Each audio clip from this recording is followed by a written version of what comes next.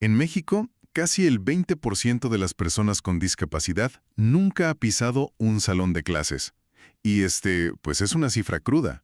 Muy cruda, sí. Es un dato alarmante que no solo representa una exclusión educativa, o sea, es el detonante de un ciclo de pobreza que dura, literalmente, toda la vida. Totalmente de acuerdo. Si contrastamos esto con el resto de la población, donde esa falta de escolaridad es de apenas el 5%, pues queda clarísimo que hay una fractura sistémica enorme. Sí, una brecha gigantesca. Y justo de eso trata nuestra exploración de hoy.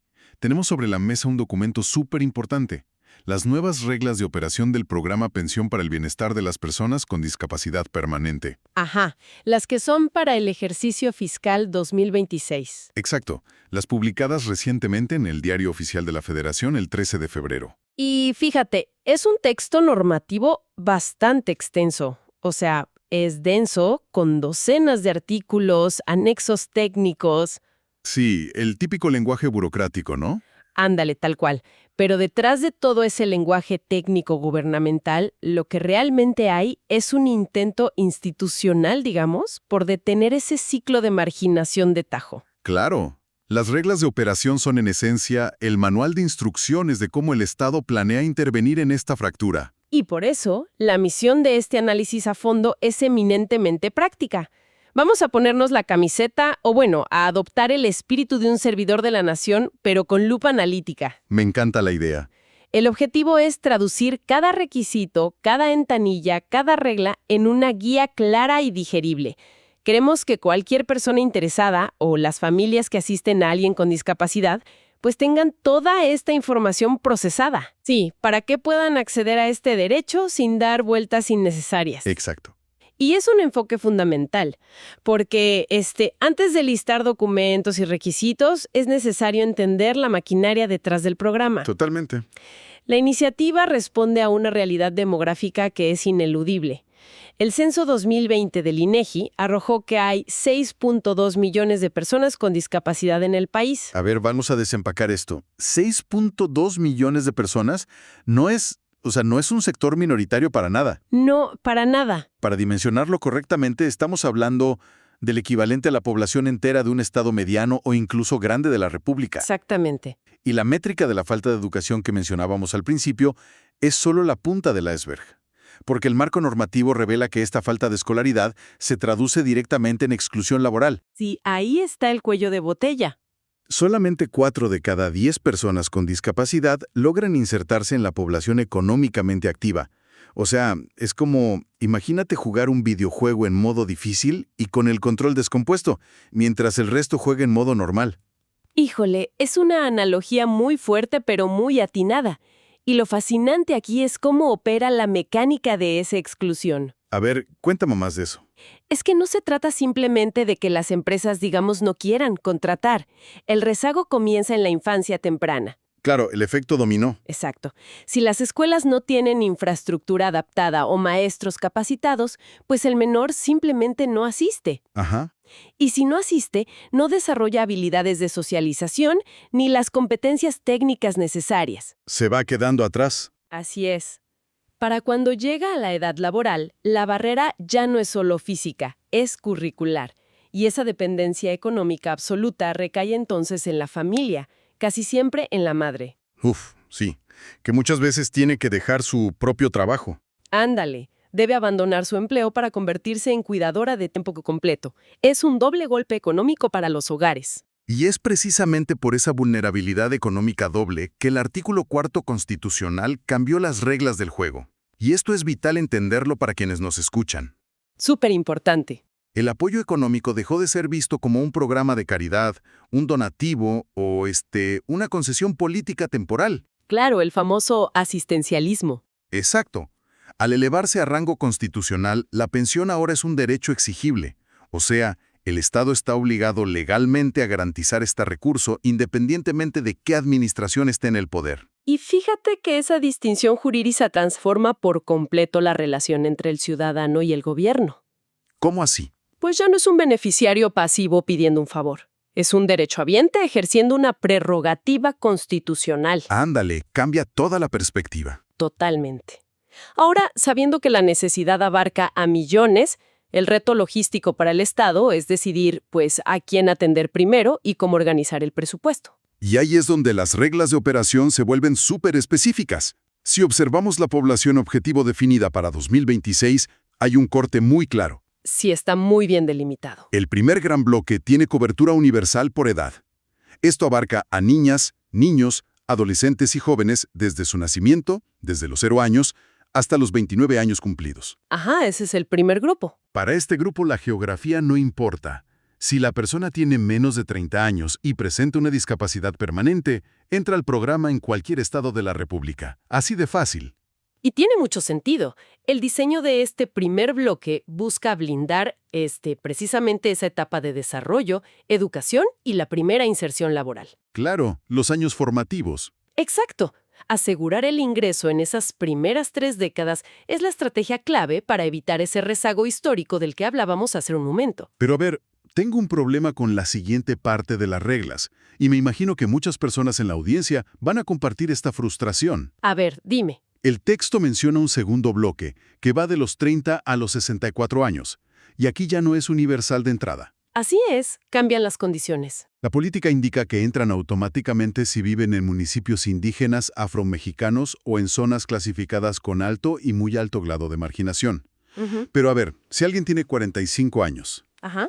tiene una discapacidad motriz permanente y vive en una zona urbana de clase media-baja, que, digamos, no está en la lista de alta marginación del gobierno, ¿simplemente se le cierra la puerta por cuestiones geográficas? Es una excelente pregunta. Y pues representa una tensión real en el diseño de políticas públicas cuando los recursos son finitos. Si el dinero no alcanza para todo. Exacto. Sin embargo, el esquema no excluye a esa persona definitivamente, sino que cambia el mecanismo de financiamiento. A ver, explícame eso. Para esa persona de 45 años en zona urbana, entra en juego algo llamado Convenio para la Universalización de la Pensión. Ok. El gobierno federal no cubre el 100% del apoyo en estos casos, sino que le propone a los gobiernos estatales dividir el costo. Ah, ya entiendo la mecánica. O sea, es como un fondo de inversión compartida. Ándale, algo así. El gobierno federal le dice a los estados, yo pongo la mitad del dinero, pero te exijo que tú pongas la otra mitad. Exactamente. Básicamente, obliga a los gobiernos locales a tener, digamos, piel en el juego, a comprometer su propio presupuesto para cubrir a la población que no entra en la prioridad extrema. Exactamente esa es la figura. Es un esquema de coparticipación financiera. Si el estado donde reside esa persona de 45 años ya firmó el convenio y aportó los recursos, Ajá, entonces la persona sí se incorpora al programa sin ningún problema. perfecto. La meta a mediano plazo es que todas las entidades federativas firmen y la cobertura sea absolutamente universal de los 0 a los 64 años. Ojalá lleguemos a eso pronto. Y por supuesto, una vez que la persona cumple los 65 años, transita automáticamente a la pensión para el bienestar de las personas adultas mayores. Ah, qué buen dato. ¿Sí? Por lo que nunca queda desprotegida en la vejez. Ese detalle del convenio explica mucho la disparidad que a veces vemos entre un estado y otro, ¿no? Totalmente. Ahora, la priorización automática de las zonas indígenas y afromexicanas tiene un trasfondo que la verdad no podemos pasar por alto en esta guía. Es vital mencionarlo. Las estadísticas nos dicen que hay cerca de 482,000 personas que hablan alguna lengua indígena y viven con discapacidad en México. Una cifra muy importante. O sea, la política pública aquí está intentando saldar una deuda histórica innegable. Totalmente. Y es que las comunidades indígenas y afromexicanas enfrentan brechas de desigualdad que, llevan siglos operando. Siglos sí. Una discapacidad en un entorno urbano presenta retos enormes, claro, pero en una localidad remota, sin pavimentación, sin clínicas cercanas y con barreras lingüísticas, No, bueno. pues la vulnerabilidad se multiplica exponencialmente. Garantizarles el acceso directo, sin depender de que el Estado firme convenios, es una medida de equidad estructural básica. Definitivamente. Y bueno, pasemos a los beneficios tangibles. Me parece perfecto. Ya desglosamos el quién. Ahora hablemos de cómo se materializa este derecho. Las reglas fijan el apoyo económico en 1,650 pesos mensuales para 2026. Así es. Pero un detalle operativo súper crucial para quienes están tomando nota, la dispersión no es mes a mes.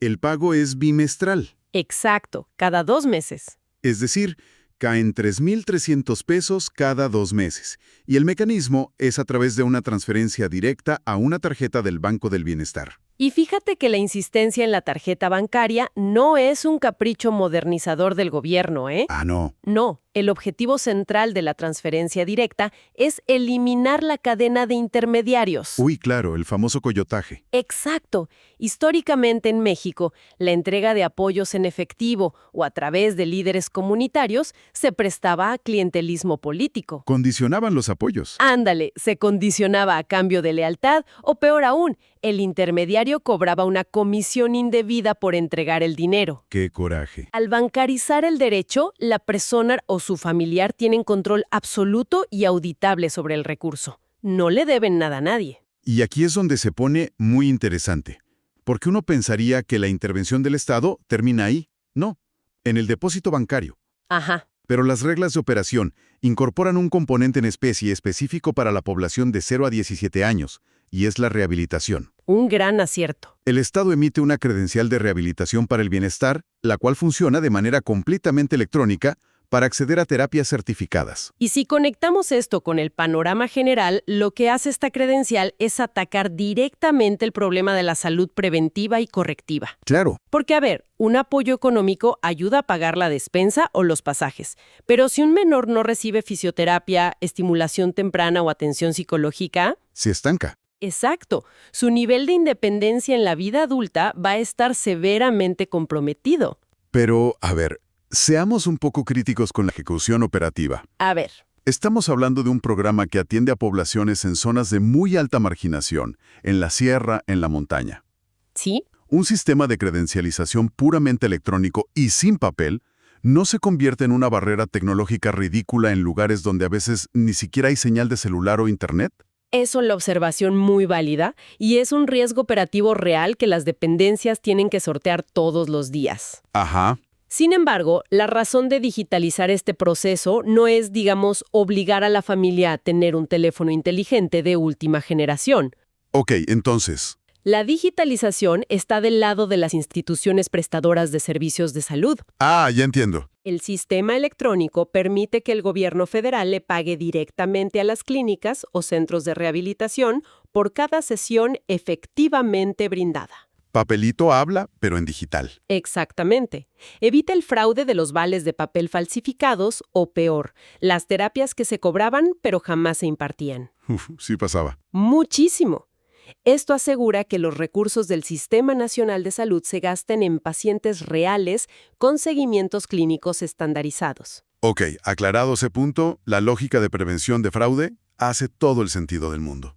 Y hay otro beneficio que me llamó muchísimo la atención por su sensibilidad administrativa, el llamado pago de marcha. Es un apoyo muy importante. Es un apoyo único, también por 1.650 pesos, que se le entrega a la persona adulta auxiliar cuando, lamentablemente, fallece la persona beneficiaria. ¿Sí? Porque fíjate, los gastos funerarios inesperados pueden llevar a la quiebra absoluta a familias que de por sí ya viven al día.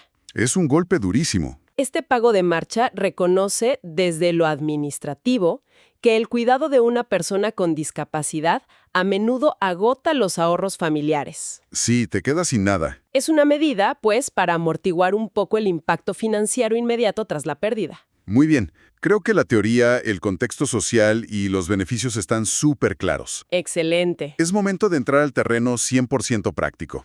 Modo servidor de la nación activado. Venga. Si una familia o una persona con discapacidad nos está escuchando en este momento y dice, a ver, yo califico, lo necesito, ¿cómo le hago? Vamos al paso a paso. Desmenucemos los requisitos. Según la normativa publicada, hay 6 documentos indispensables que se deben presentar, ojo, en original y copia, en los módulos de atención. Así es, y la integración de este expediente es vital, o sea, no permite omisiones a la ligera. Ok, a tomar nota. Los primeros 4 documentos son la base de la identidad ciudadana en el país. Primero, el acta de nacimiento legible. Lo clásico. Segundo, una identificación oficial vigente. Y aquí, ojo, se acepta la credencial del elector, el pasaporte, la cartilla militar, la cédula profesional o incluso la credencial del INAPAM. Hay varias opciones, muy bien. Tercero, la CURP de reciente impresión. Y cuarto, un comprobante de domicilio con antigüedad máxima de 6 meses. Sobre el comprobante de domicilio, la vigencia de 6 meses tiene una razón logística, ¿no? Así es. Las poblaciones vulnerables tienden a tener una alta movilidad por cuestiones de renta o búsqueda de empleo, y pues el padrón necesita la geolocalización exacta y actualizada. Exactamente. Ahora, el quinto elemento es simplemente llenar el formato único de bienestar ahí mismo en el módulo. Súper sencillo. Pero el sexto documento es, digamos, el verdadero filtro técnico del programa. Es el certificado o constancia médica de discapacidad permanente. Ojo aquí. Y mucho ojo, la regla subraya en negritas que debe ser emitido por una institución pública de salud. A ver, pausa ahí. Esa restricción a instituciones públicas me imagino que genera mucha fricción en ventanilla, ¿no?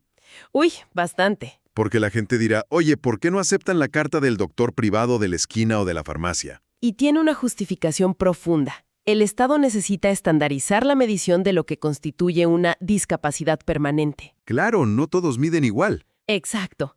Las instituciones públicas, llámese IMSS, ISSSTE o los servicios estatales de salud, utilizan normas oficiales unificadas. Entiendo. Esto cierra la puerta a constancias médicas de favor o a diagnósticos manipulados en clínicas privadas, protegiendo así la integridad del padrón general.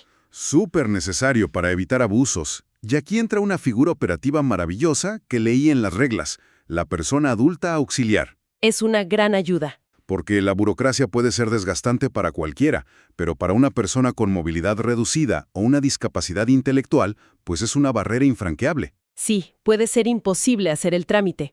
Por eso, las reglas permiten nombrar a un familiar, cuidador o persona de confianza para que actúe en representación legal del beneficiario ante el programa. Exacto. Y claro, esta persona auxiliar también debe presentar su acta, identificación, CURP y comprobante de domicilio. Sí, la figura del auxiliar reconoce, pues, la realidad de los cuidados en México. Ahora, la logística de llevar esos papeles a un módulo de bienestar plantea otro reto importante. A ver, ¿cuál? ¿Qué sucede con las personas cuya condición física es tan severa que están, digamos, postradas en cama? La normativa instruye claramente que no tienen que ser trasladadas en condiciones indignas. Esa era justo mi siguiente duda logística. Sería absurdo exigir la presencia física en casos de inmovilidad extrema. Totalmente. Y el marco legal lo previene. El familiar o auxiliar puede acudir solo al módulo, presentar los documentos preliminares y llenar una solicitud formal de visita domiciliaria. ¡Ah, qué maravilla! Al hacerlo, el personal operativo de la Secretaría de Bienestar tiene la obligación, ojo, la obligación, de trasladarse a la vivienda de la persona. ¡Wow! Sí, van para certificar su supervivencia, su condición y completar el registro ahí mismo. Es el Estado el que se desplaza hacia el ciudadano, no al revés. Oye, eso cambia por completo la dinámica del poder burocrático. Me parece excelente. Pero, a ver, te pongo un escenario más complejo, de esos que sabemos que pasan todos los días en nuestro país. Venga. Imaginemos que una persona lo perdió todo en una inundación o, no sé, un incendio en la sierra, y no tienen ni su acta de nacimiento ni su comprobante de domicilio. Una tragedia, sí. La rigidez de estos 6 documentos los deja fuera del programa hasta que logren navegar el infierno de reponer sus papeles. Pues afortunadamente, el diseño del programa contempla estas emergencias. ¿Ah, sí? ¿Cómo? Las reglas establecen el principio de la causa de fuerza mayor. En caso de no contar con algún documento por un desastre o una situación excepcional, la persona puede redactar un escrito bajo protesta de decir verdad. ¿Ok? En ese documento explica la razón por la que no cuenta con el requisito en ese momento y debe estar avalado por la firma de 2 testigos con identificación oficial. Oye, esa flexibilidad es un salvavidas literal. Sí, totalmente. Significa que el sistema confía en la palabra de la ciudadanía respaldada por su propia comunidad en lugar de paralizar el apoyo de la nada por un papel faltante. Exactamente. Ahora, supongamos que el trámite fue un éxito. La persona tiene su tarjeta bancaria, ya recibe sus depósitos bimestrales y si es menor de edad, tiene su credencial de rehabilitación. Todo en orden, ajá. Pero el apoyo no es incondicional para siempre, ¿cierto? Mantenerlo exige ciertas responsabilidades. Así es. Como en todo derecho social, financiado con recursos públicos, existen causales muy estrictas de suspensión o retención del apoyo. Claro. Las reglas exigen una corresponsabilidad de actualización. Si la persona cambia de residencia, por ejemplo, debe notificarlo de inmediato. Ajá. Si hay un error en la CURP y se actualiza en el Registro Nacional de Población, pues también debe reportarse. Fíjate que a mí me llama poderosamente la atención las reglas sobre el apoyo en especie. ¿La de las terapias? Sí. Las normas estipulan que si el beneficiario falta a 3 sesiones consecutivas de rehabilitación sin una justificación médica o de fuerza mayor, se le suspende ese beneficio en particular. Así es, 3 faltas. Y no sé, suena un castigo bastante severo para familias que ya de por sí la tienen muy difícil para moverse, ¿no? Sí, a primera vista puede parecer muy rígido, pero la justificación radica en la saturación del sistema de salud pública. Ah, claro. La demanda es altísima. Altísima. Las clínicas de rehabilitación en México operan al límite de su capacidad con largas listas de espera. Sí, me imagino. Si una persona acapara un espacio, una cita o el tiempo de un terapeuta y sistemáticamente no se presenta sin avisar, Pues le quite el lugar a alguien más. exacto, le están negando esa oportunidad vital a otro niño o joven que quizá lleva meses esperando su turno. Entonces, la suspensión por 3 faltas no es, digamos, punitiva. Ok. Es una medida administrativa para reasignar recursos limitados a quien realmente los va a utilizar en ese momento. Entonces, ¿qué significa todo esto? Que al final del día se trata de proteger el presupuesto que nace de los impuestos de toda la sociedad. Tal cual. Y hablando de proteger el programa, las reglas detallan un mecanismo de vigilancia que empodera directo a los beneficiarios, la Contraloría Social. Uf, ese es un instrumento de participación democrática invaluable. A ver, cuéntanos de eso. Durante décadas, los programas sociales eran como cajas negras, ¿no? Nadie sabía cómo operaban realmente. Cero transparencia. Hoy, la normativa establece que las personas derechohabientes pueden organizarse en comités vecinales para vigilar muy de cerca la operación del programa. Órale, ¿ellos mismos supervisan? Sí, tienen canales formales como el Sistema Integral de Denuncias Ciudadanas, el famoso SIDEC, Ajá. o el propio órgano interno de control de la dependencia para reportar cualquier anomalía. O sea, en términos prácticos, si un servidor público maltrata a los solicitantes en ventanilla, Exacto. si hay algún tipo de condicionamiento político, si las tarjetas no llegan o si se detectan cobros indebidos, pues la ciudadanía tiene las herramientas institucionales para auditar y sancionar. Sí, el poder regresa al beneficiario. Me parece fantástico. Y esto plantea una pregunta importante, o más bien, es el punto neurálgico que atraviesa todo el documento normativo. A ver, Las reglas de operación no están diseñadas solo para repartir dinero. no, claro que no. Son un mecanismo para estructurar un padrón transparente, auditable y sobre todo blindado contra los vicios administrativos del pasado. Definitivamente. Y bueno, haciendo un recuento rápido de lo que hemos explorado hoy en esta guía, Ajá. es evidente que estamos ante un esfuerzo institucional que trasciende por mucho el asistencialismo tradicional. Por mucho. No se trata simplemente de un depósito de 1,650 pesos al mes. Es una intervención integral que busca cerrar esa brecha inicial del 19% de nula escolaridad. Sí. Busca otorgar servicios de salud temprana mediante la rehabilitación. Y más importante aún, busque construir el andamiaje para que 6.2 millones de mexicanos con discapacidad permanente puedan integrarse a la economía formal y a la vida social con absoluta dignidad. Totalmente de acuerdo contigo. Y un recordatorio fundamental para quienes nos escuchan antes de concluir. Cualquier trámite, formato o visita domiciliaria descrita en estas reglas es estrictamente gratuito. Súper importante recalcar eso. No existen gestores externos, ni intermediarios, ni cobros ocultos por enlistar a alguien en el programa. Todo es directo. Así debe ser. Y pues la lectura a fondo de este marco regulatorio demuestra que el Estado está intentando nivelar un terreno de juego que la verdad ha sido históricamente disparejo. Muy disparejo. Sin embargo, las transferencias económicas y las terapias médicas solo resuelven, digamos, una parte de la ecuación. Claro. Una política pública, por mejor redactada que esté en el diario oficial, tiene un alcance muy limitado si la sociedad no la acompaña en el día a día. Es muy cierto. El gobierno puede entregar la tarjeta bancaria, puede certificar las clínicas, Pero, las banquetas sin rampas, Ándale. los prejuicios en las entrevistas de trabajo o la falta de infraestructura básica en las escuelas públicas siguen estando allá afuera.